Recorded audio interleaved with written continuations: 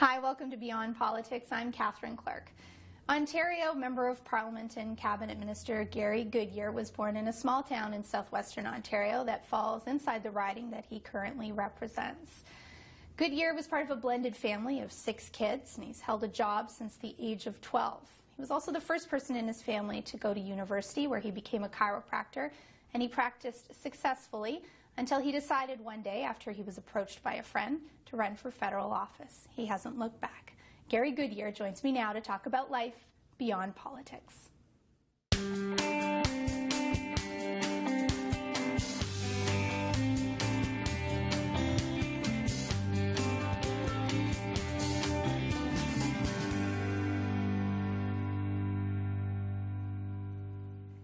Gary Goodyear, welcome to Beyond Politics. It's great to have you here. Pleasure. Thank you. Tell me a little bit about yourself. You were born, as I understand it, in the riding that you still represent. Yeah. Back in those days, it was called Preston, Hespeler, and Galton. I was born in Preston, and pretty much grew up my whole life there. We had the opportunity to get to the other little towns. Our arena in Preston burnt down, so we used to hitchhike or walk over to Hespeler to use their arena. How far was it? 10 kilometers, 13 kilometers. Okay. So, I don't think honestly, you walked? Yeah, if you couldn't get a ride, you'd walk. It was out, in those days, again, it was mostly through the country, but they amalgamated about 30, 35 years ago into Cambridge, and I've been there my entire life. My wife was born in Hespeler. I was born in Preston. That is really remarkable, frankly, because in an age when people travel so much outside of where they were born, it's remarkable that you've managed to, even build a career and continue to live in that area. Well, I only went out of the riding. Kitchener, my parents moved at the end of grade 8 because everybody needed a job, and my stepfather and my mother got a job at Schneider Meats. Yeah. And then I went to Toronto for a number of years for college. Okay. But other than that, we moved right back, set up practice in Hespeler. How big's your family? My father's family has 9 kids that survived, pretty big. My mother's family was smaller with 3 children. Right. Of course, my mother had 3 kids. Yes. Michael and Sharon are my real siblings. And my stepfather had 3 boys. So we ended up growing up with 6 kids in a family. It was pretty cool. Yeah, it was a lot of fun. Was it tricky for you as a kid to have both biological brothers and sisters and were they all brothers, did you just say? Yeah, Step 3 brothers. Yeah. You know what, you sort of didn't think about it back then. I mean, my mom was a single mom for a very long time, and we were, as I know now, the term is turnkey kids. Right. And you don't think about that when you're young. You kind of realize that when you're much older, and it doesn't seem to matter anymore. But no, we had a lot of fun. My mom and my stepfather were very into camping. So we had a lot of opportunity to get together and, tussle and wrestle. Of course, being a middle child, and then the middle child again in a larger family, I ended up with all the problems. So, and the therapy bills. Mostly therapy bills. I don't have any time for therapy now, so that explains a lot, right? When you say camping, were you tent campers, or were you... Yeah, we weren't, we didn't have a whole bunch of money, so we had, I think my stepfather bought one of those 3-wing trailers. You pull the wings out and then pop the tent up. Right. So that was a lot of fun, and then of course we did have another tent for cooking and other things when it rained, which was never fun with 6 kids. Camping in the rain is no fun, no matter if you have 1 kid or 6 or 12. True enough. Yeah, true enough. It probably gets exponentially worse per child, though. Not to mention the parents are always yelling at you, don't touch the sides of the tent, because then apparently it leaks, I guess. I don't know. In the good old days. Yeah, that's right. Is it true that you worked on an asphalt crew when you were 12? That's right. My real father had an asphalt company, and it's a funny story. My first job, which I never went to, was at a gas station, and my father saw me sitting at a bus stop in Preston trying to get up to Kitchener to this gas station job I had. I was only 12. It was like 6 in the morning. And he drove by, and he pulled over, of course, and was kind of upset that I was there at that moment in time, and took me to where he was going, which was Stratford, to the asphalt crew. And that was my first actual job, 12 years of age. I did 3 weeks, I think, on the asphalt crew. Is that legal? I was reading it and I was like, 12. At this stage of my life, I don't think it matters. I think there's sort of a statute of limitations, right? It's gone. But there were some really fun times. I do remember getting pulled over by the police driving a tractor with a blade on it. Come on, at 12? Yeah. And he was kind enough. He says, listen, I don't mind you driving this on site, but not on the streets.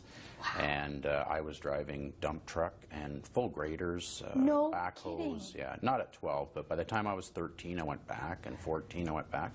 So I was, I was driving the big rigs long before I had a license. But I don't think it was that uncommon in those days. I actually remember my cousins in Alberta who would drive cars at 14 because the driving age for a while was 14. And I remember my cousin with a cushion up under him so he could see over the dash. And so it's, you know what, my mom learned to drive tractors as a kid. It's just the way it was. I was driving the big 10-ton rollers and everything at that time. Nobody gave a second thought to it. You know what, that must have been really neat though, because you look as a male at what most little boys love. They love construction things. They love cars and trucks. So it must have been pretty neat to actually be driving them when you're still mostly a kid. Of course, I mean that was always bragging rights. But I probably shouldn't say this, but we would go to the lot on a Friday night, when it was all closed down, and just take a truck. And, drive up to Kitchener to get some French fries or something. That was probably totally not legal, but that's okay. Again, the statute of limitations. Yeah, there's a statute. I'm good. I'm clean.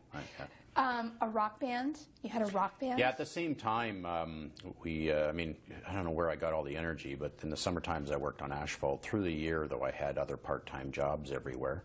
And one of them was I played in a rock band. A number of different titles, Organized Confusion, White Fly was the name of the band that was probably the most popular. That was probably between ages of 14, 15, and 16, 17. What instrument did you play? Well, I played rhythm mostly, a bit of lead, and don't know why they allowed me to, but some backup vocals. Okay. Do you still sing? I've never sung well. No. But back in those days, singing a little grungy was okay because it was all Alice Cooper and Led Zeppelin and Grand Funk Railroad, and that's always kind of... Right. It didn't matter if you could sing or not anyways. No, the kids just loved it. We actually played for the CYO, the Catholic Youth Organization. So every Friday night we were either in Hespeler playing at one of the nightclubs, whatever they called it back then, youth centers. Yes. And they don't do that anymore, and that's a great loss because there's always a couple hundred kids there having a good time. But yeah, it sounds like that kind of music. It's not really what I would think of for the Catholic Youth Organization. Well, I don't know that they ever monitored what we were playing, but we went and did our thing anyways. And the paycheck was always good. It was always a pizza, a large pizza, right? So that helped. Of course. Yeah, we always had it. For a bunch of growing boys. That's right. Were you all, it was an all-male band? All male, and all of our road crew were just folks that wanted to be part of it. They did it for free and never got paid, borrowed their dad's cars and moved their equipment around. Are you still in a band now? No. Not at all? Just no time or no interest? When I got into chiropractic, the calloused fingers were limiting my ability to kind of feel certain things. So honestly, yeah. Wow. So I chose to give it up full-time there. Of course, we got out of the band when I was maybe 15, 16, 17. I was pretty much done with it. Yeah. And kind of got another kind of a life, made a decision at that point that there wasn't much of a future in this, although it was a lot of fun. So I gave it up. I do play the guitar a little bit now just for fun, but it's more time now. I just don't have time. Right. So you decided you needed a future. So what were you going to do? Well, it was a poignant moment, I guess. You shouldn't have these moments, but we were warm-up band for another band. I can't remember the name of the band. They had a couple of records that were pretty popular, and they were about to do a tour in the Caribbean, which was really fascinating. But especially if it was January in Canada. Yeah, exactly. Not to mention your 4 guys that are Caribbean. Yeah, $50 a week. We've made it. But I had met my wife at that time. And had you really? Yeah. Valerie and I were dating for about a year and a half by then. Okay, hang on. How old were you when you started dating? Val was 15, I was 14. Wow.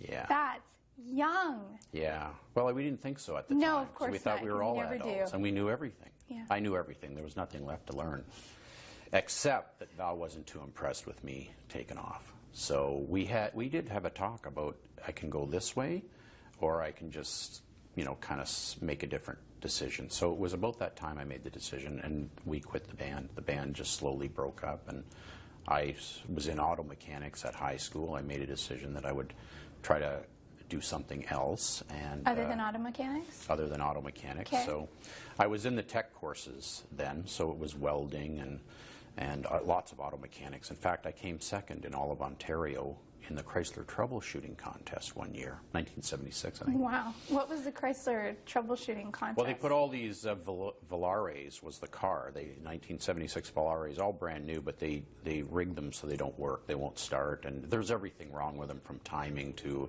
one of the lights, the blinker lights are out, fuses missing. They put cardboard around the battery, just so it doesn't work. And you have to get the car perfect and across the finish line, and whoever does that first. We were first across the finish line, I must protest. But they said we were a quarter of a degree out on our timing for tuning up the car, which again I would protest, but I didn't back then. So we came in second, and but I went to night school and summer school to go from the tech courses to science courses, mostly as a test. And Just I out loved of it. interest? Yeah, it was kind of like, I loved the auto mechanics, but I sort of thought, I don't know if I want to have dirty fingers all my life. And so I did. I took a sociology course at another school at night. My parents thought I was just doing another part-time job because I had tons of them. Why didn't you tell them? I don't think that they were too supportive at that time of me wanting to go to university. We just didn't have any money, and I think all of this was a bit of a threat. So just because they thought the best thing that you could do is to train in a trade and get a job, be a mechanic. Look at you. You've got some credentials in mechanics, and so anyways, I just snuck out and went to Cameron Heights in Kitchener and took sociology. It was a night school course, and I just loved it, so I did well in it. And then I signed up for a chemistry course in the next session and did very well in that, and felt more and more comfortable with the science courses. And I just decided on my own I would try to get into university. Wow. Yeah. What a brave thing to do. Yeah, it was fun though. Again, at this time you look back and I think, wow, I tried to get into university without really a high school education, because I was getting 90s, but it was in brakes and steering. Right. Not history and geography, right? So did any of that count when you were applying to university? No, I remember the gentleman at University of Waterloo said to me, listen, you don't get into high school without grade school, you don't get into university without high school. So I did. I went to night school and summer school and took functions and relations at summer school. Can you imagine? No. And at that year, I was 17, and I was running my own company too at that time. So I was in functions and relations and not doing well. And I had an asphalt sealing company, Goodyear Sealing, and was doing very well at it, but it required my attention. Where you go into people's driveways and things like that? I started out doing it myself, because I transitioned from working on the crew to sales on the asphalt crew, on the asphalt company. And I realized that I could also sell the sealer for the driveway, which we would do 6 weeks later. And then I would go out on a Saturday and do them, which ended up not being feasible because there were just too many of them. So I hired some guys to help me. And by 17, I had 3 pickup trucks on the road. And so here I am in functions and relations, not doing well. And I get my notice from U of W, University of Waterloo, that they've accepted me. So I quit functions and relations. I walked out of it. And that came back to haunt me when I was trying to graduate from chiropractic college some 8 years later, when they said, listen, there's certain things you have to be a chiropractor. One is you got to be 21 years old. You can't have this. You got to do that. You got to have high school. You got to have this. And I went, I don't really have high school. I kind of tricked everybody in that regard. So my last year in chiropractic, I actually wrote my high school. They sent a biology test up to the church down the street on Eglinton Ave, and I went there and wrote my grade 12 or 13 biology. How old were you? Well, I think at that time I was probably 24. Wow. Yeah. Were you worried? Well, not really. I was disappointed. I only got 96 on the exam. thought, what are you talking about? I'm a graduated Doctor of Chiropractic. I could have taught the course. So, but I was okay with that. They wrote me back, and here's your high school certificate, and I handed that in to the licensing folks, and they accepted it. And So crazy, eh? I'd like to know how your parents reacted when you told them you were going to go to university, and you had this side business as a 17-year-old kid that was doing pretty well, and your parents were interested in your long-term security. How did they react when you told them you were going to university? Well, bless my stepfather's heart, because he's worked very, very hard for us, as you would well imagine. My mom was very proud. She was very excited that somebody would actually go to university. I do remember when I showed everybody the letter of acceptance, it was like a party. They invited friends over, you know, and it was just really a stellar party. People were excited. But there was a certain nervousness, you know, like, okay, where are you going to get the money? And it to me was simple. Never expected money from my parents. And that's partly why I got a job at 12. It was to buy things like shampoo, you know. So I was fortunate to go all the way through school without taking any money from my parents. You worked? Yeah, I worked every summer and all the time. Every summer was just natural for me to work. The asphalt crew kind of got a little too much for me. The business of asphalt got a little too much for me. So about 18 years old, I walked into Schneider's Meats and put an application, and they hired me on the spot. And I started working at Schneider's Meats. So I had a really secure, better job, better pay in that regard every summer. And Friday nights, too. I worked the Friday night shift as well. You were, maybe probably still are, you were a really responsible young person. Had you always been that way? I fool a lot of people. If you were to ask my friends who were around me when I was 15 and 16, they would go, are you kidding? Actually, a funny story that I just remembered when you said that. My wife one time was in a wallpaper shop buying wallpaper for decorating, and she paid with a check, and the lady at the cash register, who apparently I went to school with in grade 8, she saw the name, Dr. Gary Goodyear. She says, this Gary Goodyear that went to St. Michael's in Preston? Yeah. He's a doctor now? I thought he would be in jail. Come on. Yeah, she said it to your wife. Said that to me. Oh, that's the wrong person to say that to. No, well, Val's. She figured too, right? So she says, yeah, me too. But no, he's doing okay. But so I don't know. I mean, you just do what you have to do, right? So. When did you get married? How old were you? My wife will kill me if I don't remember. I think I was engaged at 16. You were not? Yeah, because I remember getting teased at high school. I bet you did. Yeah, and we got married probably when I was 20, 21, 1976. Now, explain to me the dynamic of that. I mean, there are not a lot of people who meet their future spouse when they're 14, 15 years old and are engaged by 16. That just doesn't happen a lot. What was the dynamic between the two of you that you knew that this was a long-term relationship? Well, that's more of a feeling, isn't it? It's not sort of something you can describe. I have had people say similar things to me in the past, and I would say something like, well, first of all, you've never met my wife. Or something even harder, like, well, I'm not married to your wife. And Valerie is just an absolutely amazing person. We clicked right off the bat. In fact, when I was about 12, I saw Val at the roller skating rink in Hespeler, and I said to my brother Mike, do you know who that is? And he said, yeah, that's Val Pinkerton. And I said, I'm going to marry her. You did not? Apparently I did. So, and 2 years later, I actually met her roller skating. Did you remember that you'd said that you were going to? Yeah, I did. At that time, I did, yeah. I seem to have this thought that it was in one of these trucks we had stolen on a Friday night driving downtown Hespeler. But, yeah, I do remember that. And I don't know, Val and I have just been Val and Gary forever. It seems like we were Val and Gary before then, and we will always be. And I have nothing but the deepest love for my wife and my family. And I mean, we're not without our ups and downs, but that's a perfect relationship in my view. So, no, we met young, married young. At that time, it didn't seem young. Yeah. And 35 years, or however long we've been married, I apologize to my sweetheart that I don't remember the exact date. I think she'll forgive you. But it's, but yeah, it's been great. Do you, well, you know, you talked about, and I talked about you being a responsible person, but you worked hard and you got this terrific career as a chiropractor, and you'd returned to your hometown, essentially your home area, and you set up a practice. It's a successful practice. Yeah.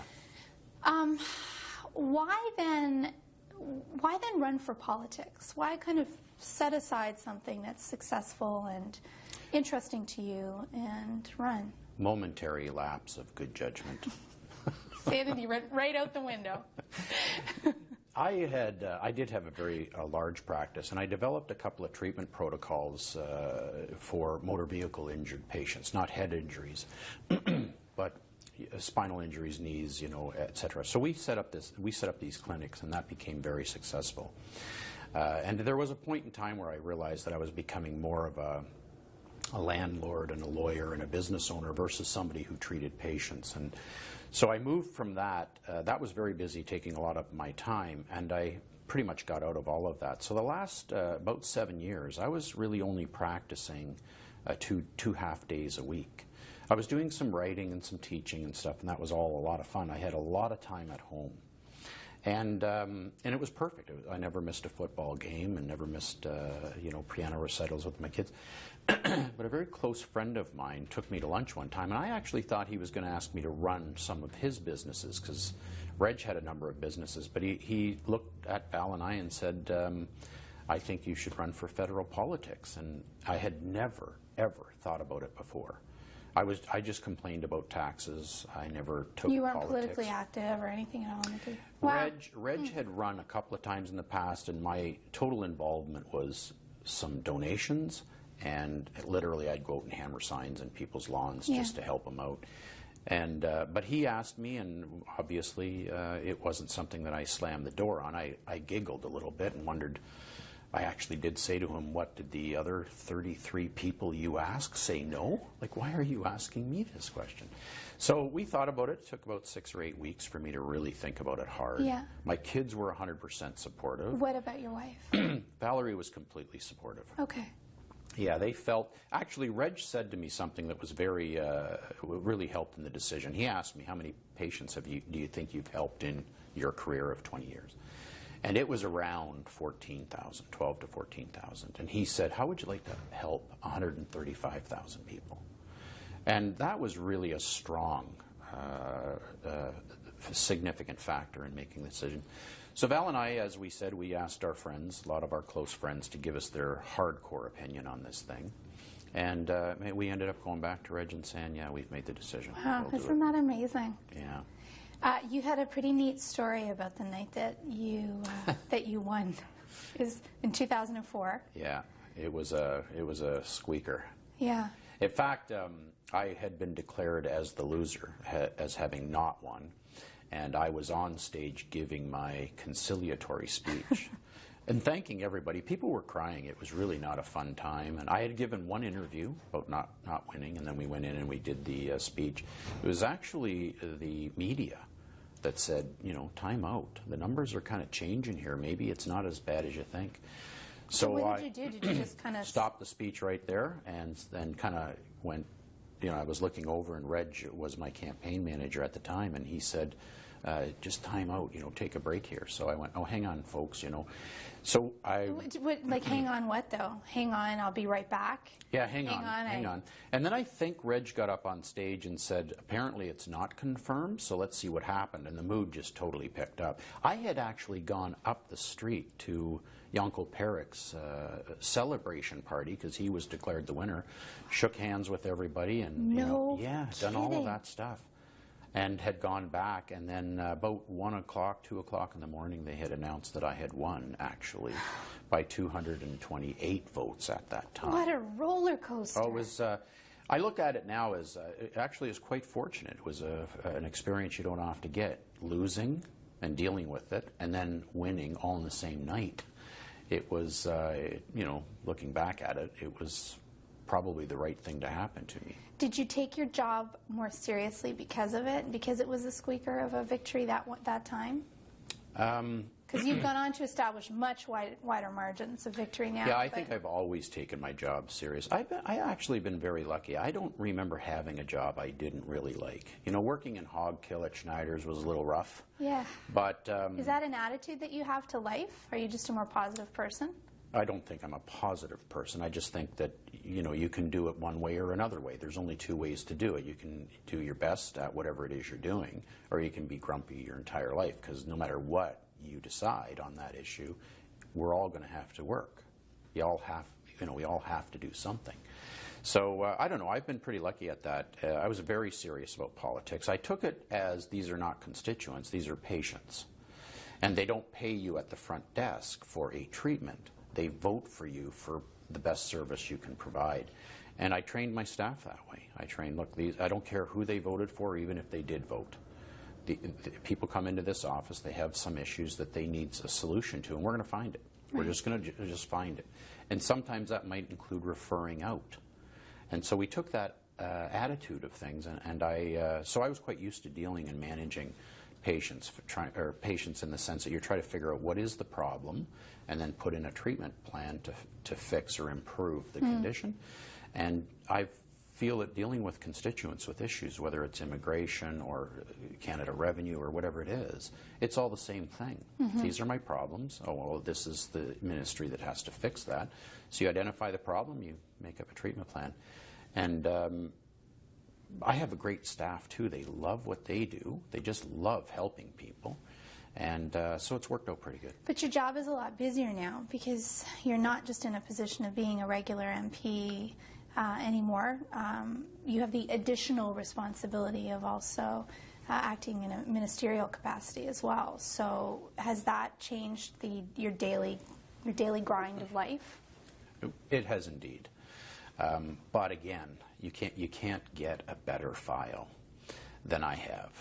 First of all, Cambridge is the best riding in Canada, despite some other very biased people giving me that opinion. Science and technology file, there is no better file than that. And the Prime Minister was actually quite brilliant. I don't think it's coincidental that, because he has said science powers commerce. And so I'm also in charge of the Economic Development Agency for Southern Ontario, where I was born and raised and had businesses and family. And then I've imparted some of that science and technology initiative into the economic file, and I think we've done very well that way. So it does take a lot of time, but I love it. I mean, so it's not really work. I mean, when I get to go to an event or tour a lab, my staff will tell you it's not at the podium that is my best fun. It's touring the lab and talking to the scientists, or touring the business and them telling me, look, we've hired this many more people and we're able to do this or that. So it's extremely rewarding, and it's a lot of fun, and I do have a phenomenally supportive family. My wife will come with me to some of my events that are local, and we just call that a date night. And she's very good. Sounds very romantic. Yes. Quickly, does it leave you time to do your scuba diving? No. You don't, eh? I try to go scuba diving. I used to scuba dive all the time, but I just don't have enough time. I usually spend my time, if I do, trying to figure out the equipment and try to make sure my safety and my basics are all good to go. Yeah. But that's a fun part of the job. I do work on my family's cars if I get an hour or two off, and all of that's just good fun and relaxing. I'm really glad to have had the opportunity to chat with you. It has been an awful lot of fun. Yeah, thank you. Thank you for taking the time. Pleasure.